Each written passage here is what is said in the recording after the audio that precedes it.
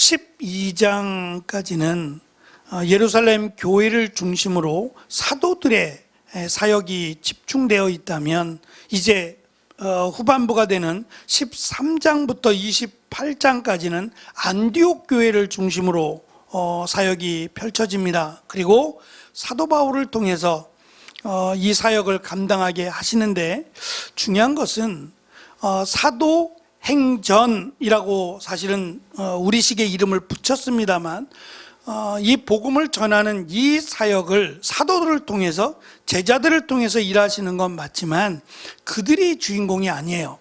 그러니까 예루살렘 교회를 중심으로 사역했던 사도들이나 제자들 뿐만 아니라 이제 13장부터 안디옥 교회를 중심으로 해서 사역하게 되는 사도 바울 역시 주인공이 아니란 얘기예요.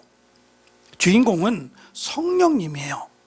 그래서 사도행전을 시작하면서 성령의 임하심을 강조해왔고, 또 성령께서 어찌 보면 우리가 좀 예상하지 못했던 스데반 집사가 사실은 구제하기 위해서, 가난하고 어려운 이들을 돕기 위해서 선출된 사람이에요. 근데 그가 마치 사도들과 같이 복음을 전하는 것을 우리는 봤어요. 그 복음의 열정, 그 복음을 통해서 많은 사람들이 변화가 되고 그의 순교로 말미암아 교회가 흩어지게 되는 이 과정들이 사도들이 세운 계획이 아니에요. 사도들은 사실 목숨을 걸고 이 복음을 전하는 것만 해도 상당히 버겁습니다. 오늘 말씀부터 시작되는 안디옥 교회는 신생교회입니다. 이제 새로 세워진 교회예요. 이제 조직된 교회고 5명이 소개되고 있는데, 이 5명이 어쩌면 초기 멤버들이에요. 이제 시작되는 안디옥 교회를 견고하게 세우는 그런 의미에서 5명의 일꾼들이 시작을 하는 거예요. 굉장히 귀하고 또 기대가 될 만해요. 근데 오늘 말씀해 보면 3절에 성령께서 바나바와 사울을 따로 세우라고 하세요.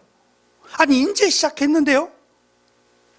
교회가 몇 년이 지나서 조금 견고해지고 조금 성장하고 나서 그 다음에 바나바와 사울을 따로 세우면 더 좋아 보이는데, 시작하자마자 따로 세우라고 말씀하고 계세요. 그래서 이 말씀은 때로 가족들에게 복음을 전하자라고 우리가 다짐하고 또 그렇게 힘쓰다가 참 어려움을 느낄 때가 많아요. 벽에 부딪힐 때가 많죠. 가족이기 때문에 더 힘든 경우들이 있어요. 차라리 남남이면 가끔씩 보면서 복음을 전하면 훨씬 마음이 좀 편한데, 가족이니까 더 힘들어요. 사랑하는 가족인데 예수님을 믿지 않고 오히려 다른 종교를 갖고 있거나 또는 이단에 빠진 가족들이 있다면 더 마음이 아파요.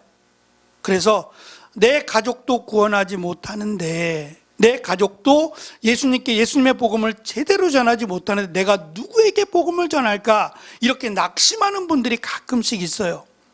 그런 분들이라면 오늘 말씀에 의하면 안디옥 교회가 이제 시작했어요.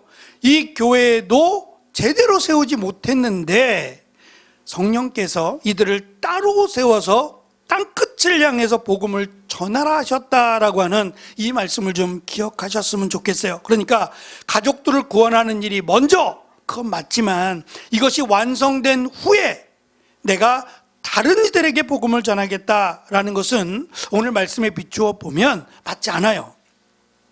가족에게 복음을 전하는 건 10년, 20년, 30년, 40년이 걸려도 어쩌면 내가 죽기까지 끝까지 해야 될 사명이에요.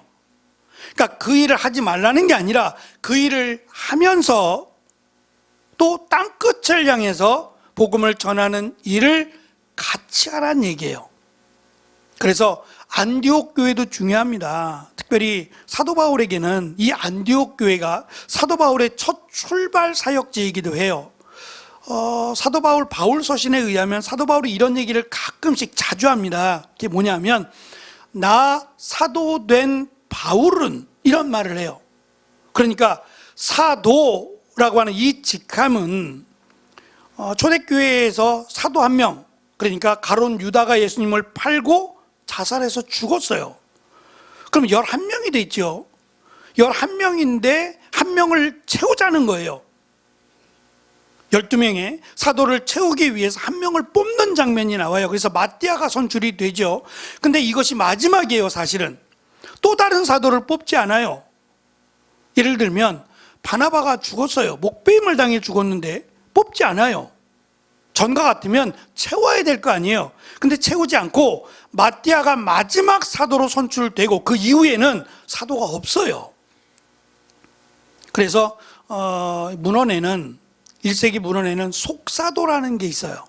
사도의 제자를 속사도라고 불러요. 그런데 그들이 남긴 기록들이 있거든요. 성경의 내용과 비슷한 그런 기록들이 있는데 이것은 성경이 넣지 않기로 했어요.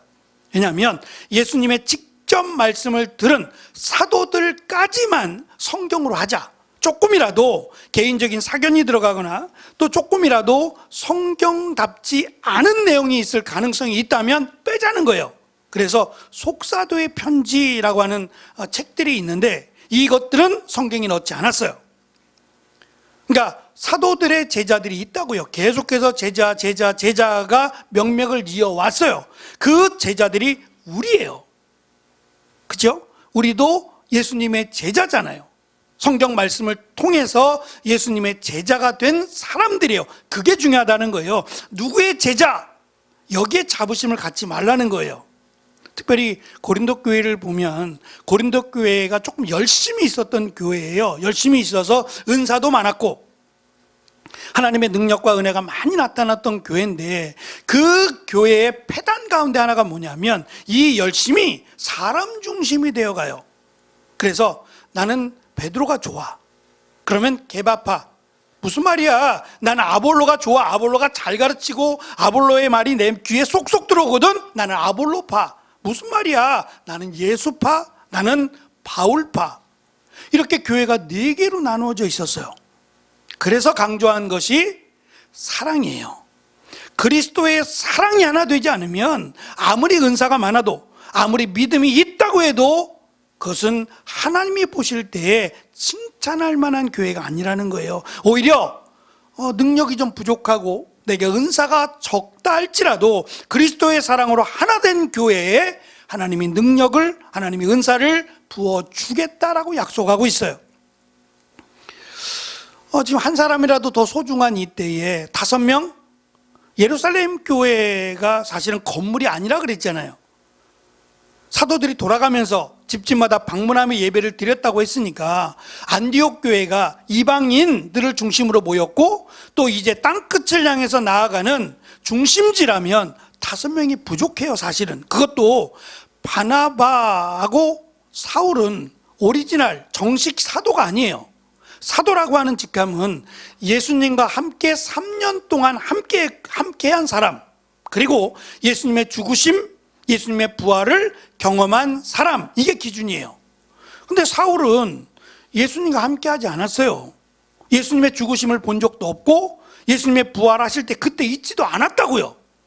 그런데 사울이 어느 날 갑자기 예수님을 만났다 하고 내가 회심했다고 말하며 언젠가부터는 자신이 사도래요. 그걸 누가 증명할 수 있어요?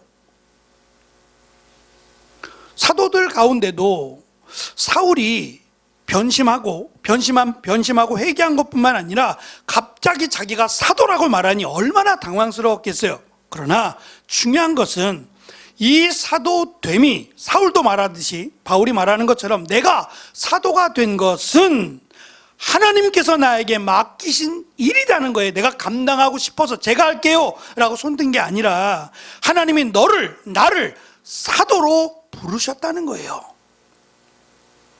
사도로 부르셨으니 당연히 사도로서의 사명을 감당해야지요. 그런데 이것 때문에 계속해서 이제 사울의 사역에 그 아킬레스 건처럼 계속 문제를 삼아요. 네가 왜 사도냐? 네가 누군데? 라고 하는 계속 문제를 삼아서 나중에 사울이 이것 때문에 복음을 위해서 내가 추천서라는 게 있어요. 추천하는 추천서를 내가 받고자, 베드로로부터 추천서를 좀 받고자 예루살렘을 가고자 했다라고 말할 정도로 사실 별거 아니에요. 종이 조각 하나인데 자꾸 문제를 삼으니 아니 자기가 예수님이 나를 사도로 택하셨다 부르셨다라고 하면 됐는데, 그것을 의심하는 사람들이 자격을 논할 때 그것 때문에 예루살렘 교회를 간적하고자 한 적이 있어요. 그때 성령께서 막으셨어요. 필요 없다는 거죠. 왜냐하면 내가 하는 일, 이 모든 것이 하나님께서 하는 일이고 성령께서 인도하는 일이니 그 무엇을 기대하지 말라는 거예요. 그 무엇을 의지하지 말라고까지 말씀하셨어요. 그렇게 보면 안디옥 교회 출발 자체가 지금 사도들을 중심으로 시작된 예루살렘 교회와 비교해 보면 현저하게 떨어져요. 더군다나 바나바와 사울을 뺀 나머지 세 사람은 처음 들어보는 이름들이에요. 아마도 이 사람들은 안디옥 교회를 시작할 때 함께 시작하게 된 사람들인 것처럼 보여져요. 그러니까 이 사람들의 이름을 대면 사도들이 그 사람들이라고 알 수 없을 수도 있어요. 그러니까 이 5명의 시작이 바나바고 이 5명의 끝이 사울입니다. 근데 이 가장 중요한 바나바와 사울을 따로 세우라고 말하니 이 세 사람 가지고 이제 안디옥 교회를 시작해야 돼요. 힘들겠지요. 시작해본 적도 없을 수도 있어요. 근데 이들로 안디옥 교회는 시작하고 바나바와 사울은 따로 세워서 이들에게 맡길 일이 있으니 이들을 따로 보내라고 지금 성령께서 말씀하고 있다는 점이에요. 성령은 하나님이세요. 그래서 우리가 삼위일체라고 말할 때 성부 하나님, 성자 하나님, 예수님이에요. 그리고 성령님이라고 말합니다. 그러니까 세 분 다 하나님이세요. 이해가 좀 되세요? 하나님은 한 분이신데 하나님이 세 분이세요. 삼위라고 하는, 그래서 우리가 아는 하나님, 천지를 창조하신 하나님, 그 하나님이 계시고 우리의 죄를 씻기 위해서 인간으로 오신 하나님이세요. 이분이 예수님이세요. 그리고 성령님이라고, 예수님이 십자가에 달려 죽으시고 부활하신 뒤에 승천하셨죠. 그래서 하나님 보좌 우편에 가시면 이 땅에 우리와 함께 계실 분이 필요한데 그 하나님이 성령님이에요. 근데 이 성령님의 특징이 뭐냐면 예수님께서 우리에게 하신 말씀을 기억나게 하신다고 하고 우리를 위해서 말할 수 없는 탄식으로 기도하신다고 해요. 그러니까 우리가 바라고 소망하는 것들, 이것들이 마치 하나님이 원하시는 기도가 되기를 위해서, 하나님의 뜻대로 살아가기 위해서 우리를 도우시는 하나님이 성령님이시고, 특별히 이 성령님은 우리가 하나님 나라에 갈 때, 그러니까 예수님이 다시 오실 때, 마지막 때입니다. 다시 오실 때에 우리를 하나님의 나라로, 우리가 하나님의 나라에 들어갈 때 우리를 위해서 증인으로 얘는 예수를 믿는 사람 맞아 라고 증인 역할을 하신다라고 말씀하세요.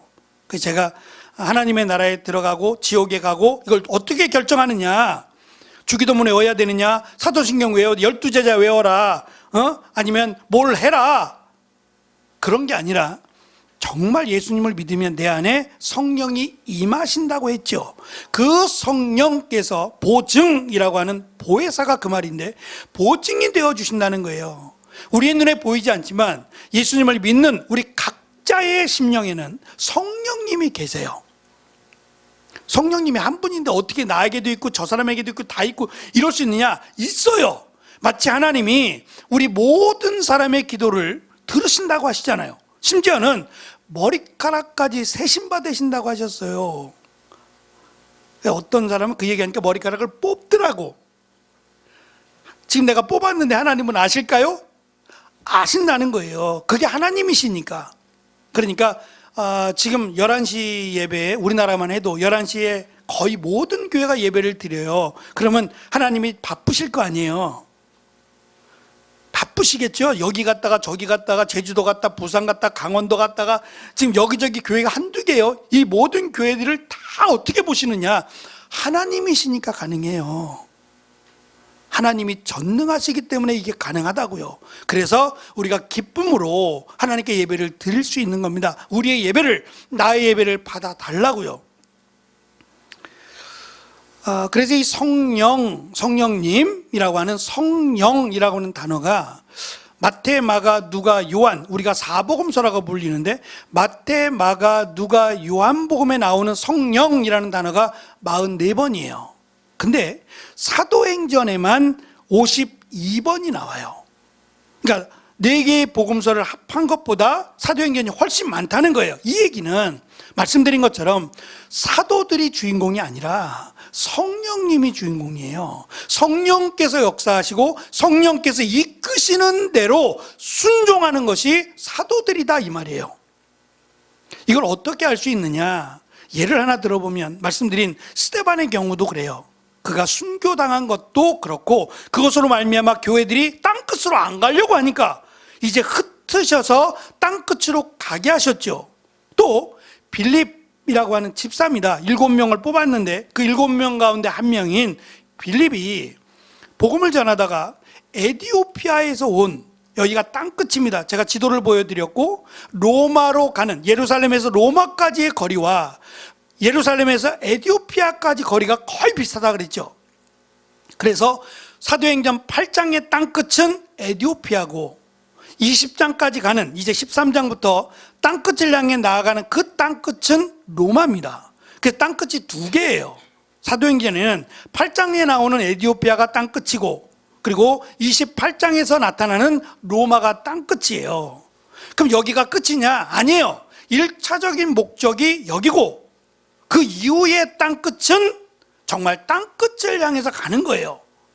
어딘지 모르겠지만 아직도 복음이 전해지지 않은 곳, 그곳까지 가서 복음을 전하라고 하신 거예요. 그래서 그 에티오피아의 내시를 만나서 빌립이 복음을 전하고 그가 세례를 받고 다시 자국으로 들어가는 것도 성령께서 하신 일이었고, 또 하나 베드로 앞에서 베드로에게 복음을 전하라고 보내시고 또 백부장 고넬료가 함께 기도를 통해서 백부장 고넬료가 베드로를 만나고 그 이방인 백부장이 예수님을 믿게 되는, 세례를 받게 되는 이 놀라운 역사도 베드로가 한 게 아니라 성령께서 하신 거예요. 그러니까 사도행전에 기록된 모든 내용들이 어쩌면 사도들이 기도하면서 한 일인 맞지만 이 모든 일의 섭리는 성령께서 하신 겁니다. 성령께서 역사하시고 성령께서 이끌어 가셨다는 거예요.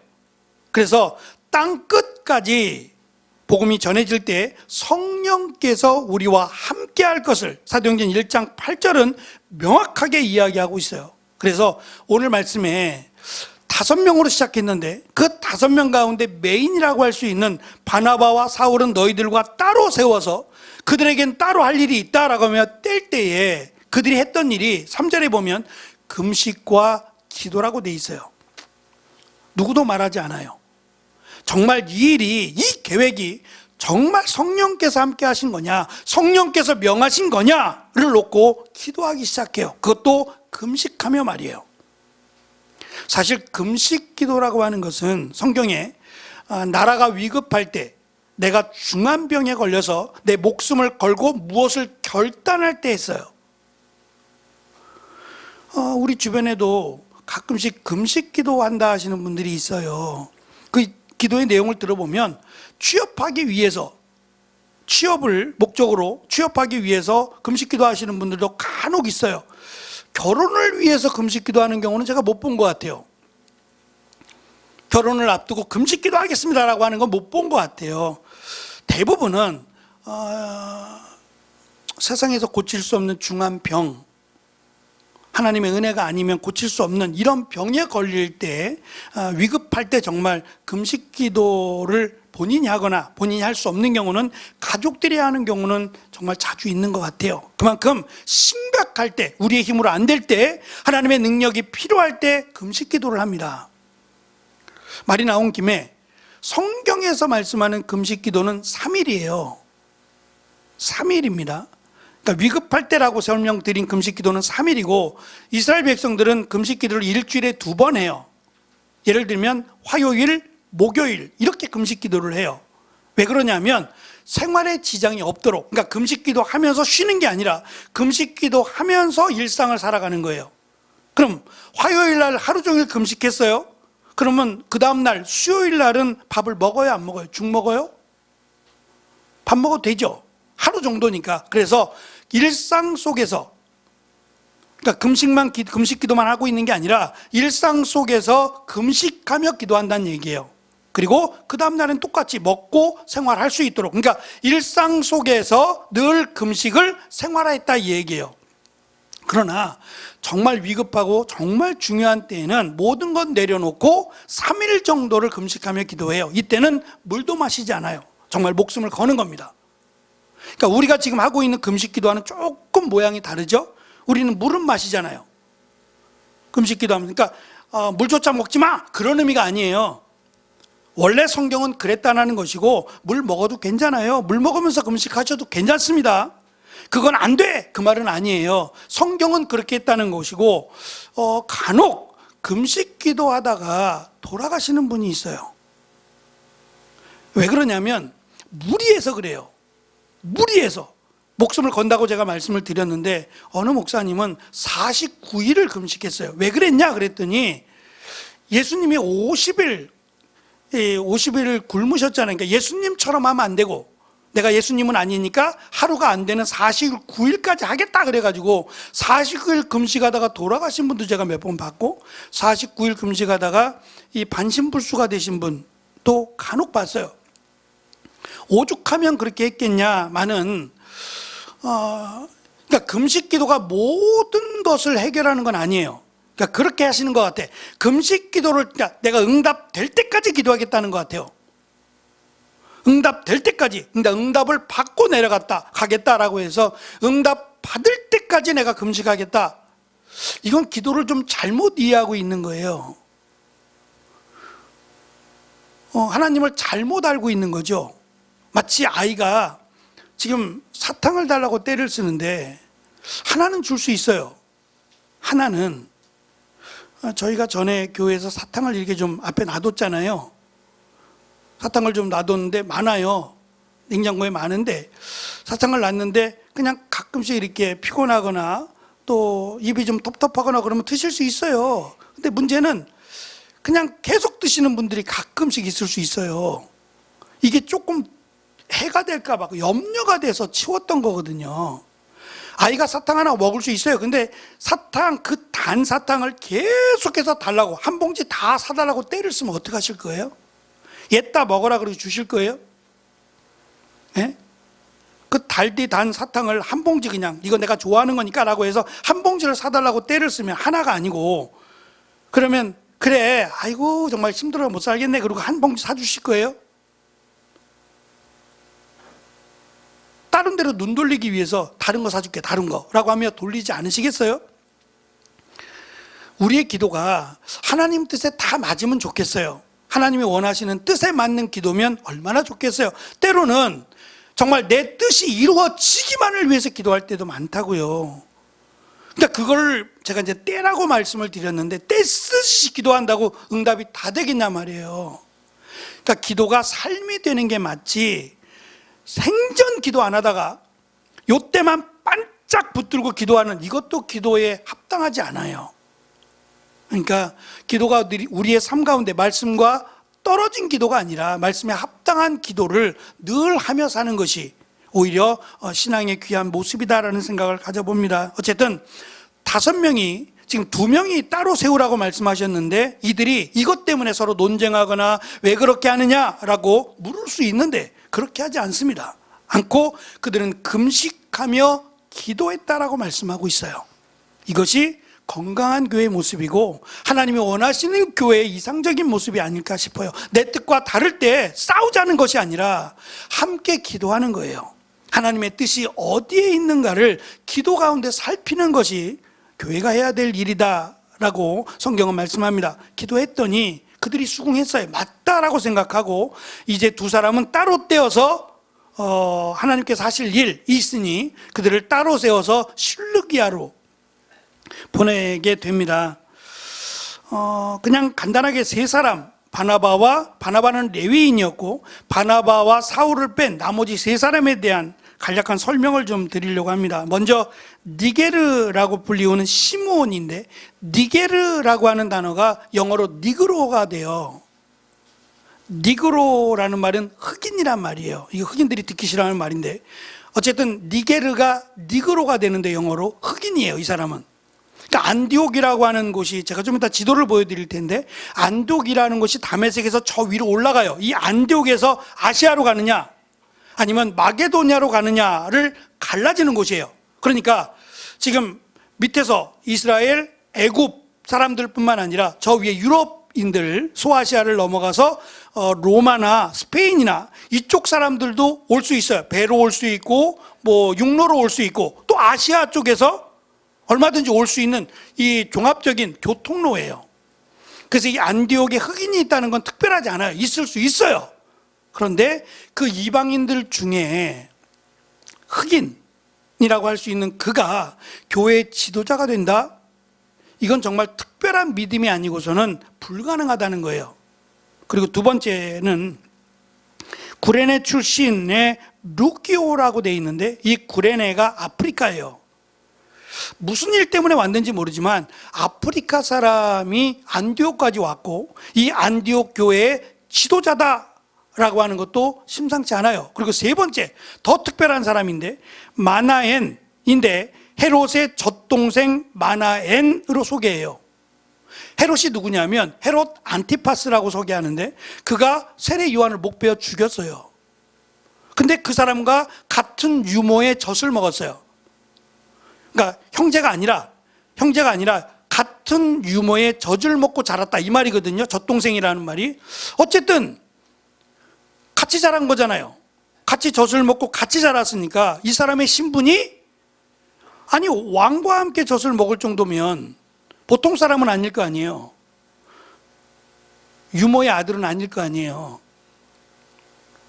그러면 유모의 아들이라고 설명하지 젖동생이라고 말은 안 하니까. 그러니까 신분이 굉장히 높은 사람인데, 같은 젖을 먹고 자랐는데 한 사람은 세례 요한을 죽이는 사람이 되고 한 사람은 복음을 전하는 사람이 되는 것도 참 아이러니하고, 어쨌든 신분이 굉장히 높다라는 것은 의심할 여지가 없는데, 그가 안디옥 교회의 같은 지도자가 된다는 거예요. 이 정도 되면 그냥 5명이 마나엔의 말을 듣는 게 옳아요. 사회적인 제도에 의하면 신분이 높은 사람, 그 사람의 정확한 신분은 모르겠지만 적어도 왕과 함께 살 정도의 신분이라면 그 사람의 말을 따르는 게 맞다고요. 사회에서 보면 왕과 함께 자랐던 그 사람의 말을 따르는 게 옳아요. 근데 마나엔은 아무런 말도 하지 않아요. 그도 역시 금식하며 기도합니다. 지금 무슨 말을 하려고 하냐면, 바나바와 사울이 안디옥 교회에 온 것도 성령께서 보내셔서 온 거예요. 과정이 그랬단 말입니다. 성령께서 보내셔서 왔어요. 그럼 이 세 사람들도 똑같다는 거예요. 성령께서 이들을 모으셨다는 거예요. 다양한 사람들이 교회에 모여 있어요. 우리 교회만 해도 제주도에서 오신 분은 없는 것 같고, 저기 밑에 땅끝이라고 하는 해남에서 오신 분도 있고요. 강원도에서 오신 분 계세요. 고향이 강원도이신 분. 저기 평안도, 우리 조중혜 집사님 평안도시죠? 저 위쪽 아니세요? 아니에요. 죄송합니다. 북한에서 오신 분 계세요? 저기, 북한이라는 게 이상하다. 저기 위에 함경도나 그쪽에서 오신 분 안 계신구나. 중국에서 오신 분은 계신데, 지금 범위로 보면 굉장히 넓잖아요. 우리게 다 성도들인데, 다 그리스도 안에서 하나 된 형제들인데 다양한 사람들이에요. 똑같이 생기신 분은 지금 한 분도 안 계시고요. 어떤 분들은 김치찌개가 좋고, 어떤 분들은 된장찌개가 좋고, 어떤 분들은 매운 게 좋고, 또 안 매운 게 좋고, 다양하신 분들 아니에요? 식사하시 준비하시는 분들 참 힘들어요. 제가 양복기 집사님한테, 집사님 청양고추 조금만 넣어주세요. 저분은 매운 거 좋아하거든요. 칼칼해야 음식이 맛있죠. 근데 저는 매운 걸 잘 못 먹어요. 그러니까 그랬더니 나중에 이제 따로 종지에다가 청양고추만 이렇게 따로 담아서 원하시는 대로 드시라고. 아주 지혜롭죠. 음식만 해도 그래요. 그걸만 그럴까요? 정말 다양하신 분들이 다 모여 있어요. 모여서 하나의 교회가 돼요. 근데 이 교회가 되는 중심에는 목사가 아니고요. 사실은 성령께서 중심이 되셔야 돼요. 목사도 그 누구도 성령께서 주인이 된 교회가 되어야 된다는 거예요. 그래서 만화인도 아무런 말도 하지 않고 함께 기도하며 금식해서 성령의 인도하심을 따르더라는 거예요. 제가 마지막으로 사울과 바나바가 실루기아로, 4절에 보면 실루기아로 보내는데, 이 안디옥이라고 하는 곳이 오른쪽에 있는 지도는 좀 작아서 잘 안 보이실 수가 있어 제가 가운데 동그라미가 된 부분을 확대했어요. 안디옥에서 실루기아까지 거리가 24km 거리예요. 그러니까 의정부를 조금 더 가더라고요. 거리를 재보니까. 그래서 아침 새벽에 떠나면 저녁 때쯤 도착할 거예요. 실루기아가 바다, 지중해를 낀 해변 도시였는데 여기를 좀 가보려고 해요. 바울의 1차 전도 여행이 시작되는데 안디옥에서부터 실리아까지, 지금 예루살렘, 중간에 다메섹, 저 위가 안디옥이고 그 위가 다소입니다. 여기가 이제 안디옥을 확대해서 보여주고 있는 겁니다. 왼쪽에는 실피우스 산이 있고 오른쪽에는 산맥이 2개가 지금 자리하고 있는 중간에 안디옥 도시가 있고요.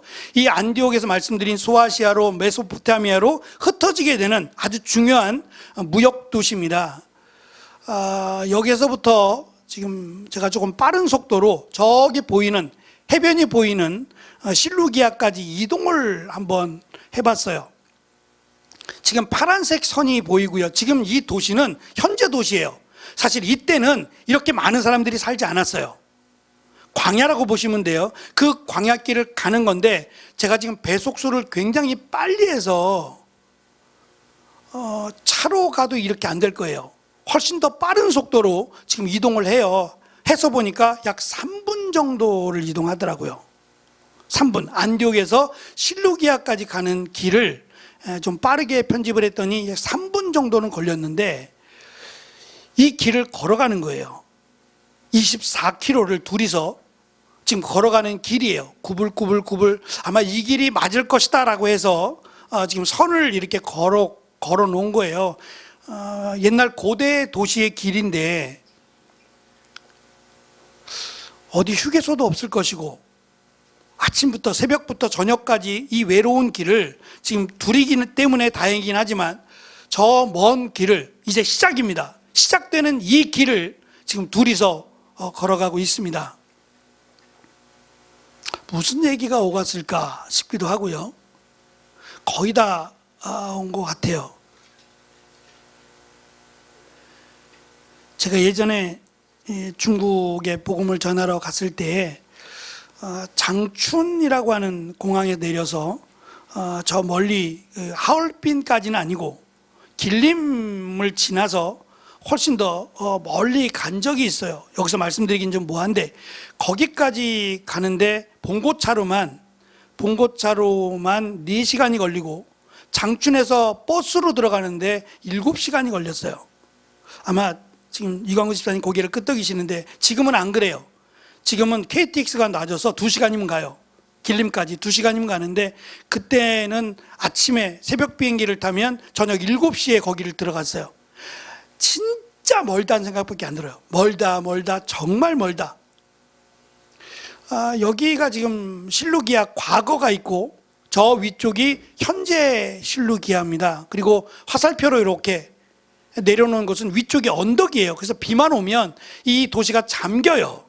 그래서 베스피아누스 황제가 약간 노란색 선 타이터스 터널이라는 걸 만들었어요. 이 황제가 뚫은 겁니다. 타이투스 터널이라고 하는 엄청난 거죠. 사람 보이세요? 저 밑에 사람이 보이세요? 저렇게 사람이 작을 정도면 저 터널이 얼마나 크다는 얘기예요. 이걸 뚫은 거예요. 홍수 피해를 막기 위해서 비가 오면 이쪽으로 물이 나가도록 이걸 뚫은 겁니다. 제가 볼 때는 이 물이 나가는 터널은 저게 다 터널은 아니고 중간중간에 구멍이 뚫린 것은 둘 중에 하나, 우상을 심어놨든가 우상에 흉상을 넣어놨든가 아니면 저기가 거주할 수 있는 집이에요. 물이 풍성하니까, 빗물도 물이잖아요. 그러니까 물이 풍성하니까 여기서 사람들이 살았을 가능성이 높아요. 그래서 구멍 뚫린 것들은 사람이 살았던 흔적으로도 보입니다. 조금 더 확대해 보면 여기 사람들이 지금 앉아 있는데, 이게 지금 뚫려 있는 거예요. 저 언덕 위에서부터 굉장히 긴 수로를 뚫어놔서 보통 때에는 물이 없고 비가 오면 이쪽으로 밑에 실루기아가 홍수에 젖지 않도록 하기 위해서 이렇게까지 뚫었다라고 할 정도로 실루기아는 그렇습니다. 어쨌든 말씀드린 영상 때문에 끊어졌는데 중국을 갈 때 진짜 멀어요. 열 몇 시간, 거의 12시간 가까이를 가니까 제가 그 생각을 했어요. 저는 그래도 편하게 가요. 차를 타고. 물론 그 안에 이제 중국인들이 같이 타고 있으니까 시끄러워 죽겠어요. 어떻게 핸드폰을 갈 때부터 끝날 때까지 해요? 제가 이것도 놀랍다고 생각이 들었어요. 어떻게 차를 타자마자 통화를 시작해서 차에서 내릴 때까지 통화를 해요? 그것도 조용하게 하는 게 아니라 얼마나 큰지 몰라요. 맞죠? 제가 틀린 말 한 거 아니죠? 이공옥 집사님 그렇게 하죠? 세상에 통화를 그렇게 오래 해요? 그것도 막 싸우는 것처럼 해요. 타닥타닥타닥 그러면서 싸우는 것처럼 하죠. 또 잘 씻지 않죠. 신발은 벗고 타죠. 정말. 근데 제가 그 생각했어요. 저는 그래도 진짜 편하게 가는데 복음을 전하러 땅끝을 향해 나아가는 사도 바울은 얼마나 외로웠을까? 정말 하나님의 은혜가 아니면 이걸 감당할 수 있었을까? 왜 이걸 할까? 아무것도 알지 못하는 생면부지인 그들에게 목숨을 걸고 복음을 전하는 거예요. 가도 끝이 없는 이 길을 간단 말이죠. 가라 명하시니 가는 거예요. 잠깐 갔다 오는 것도 아니고 돌아올 수 없는 길을 가는 겁니다. 죽을 수도 있는 그 길을 향해 가는 거예요. 근데 이걸 왜 하느냐라고 물어보면 성령께서라고 대답한다는 거예요. 지금은 우리가 살고 있는 이 시대 교회도 우리도 성령께서 여전히 함께하는 그런 삶을 살고 있습니다.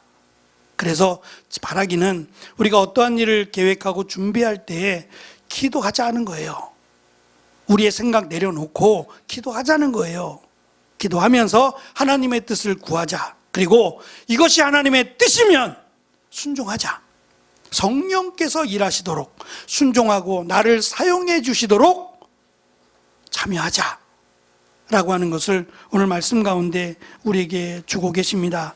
혹시 우리가 품고 기도하는 가족들이 있다면 기도하세요. 더 열심히 기도하시고 하나님의 은혜를 구하세요. 그리고 더불어서 이것은 계속 기도하시고 더불어서 우리 주변에 또 아직도 예수님을 믿지 못하는 이들을 위해서 함께 기도하며 복음을 전할 수 있는 귀한 은혜가 우리 가운데 함께 하시기를 간절히 축원합니다. 기도하겠습니다.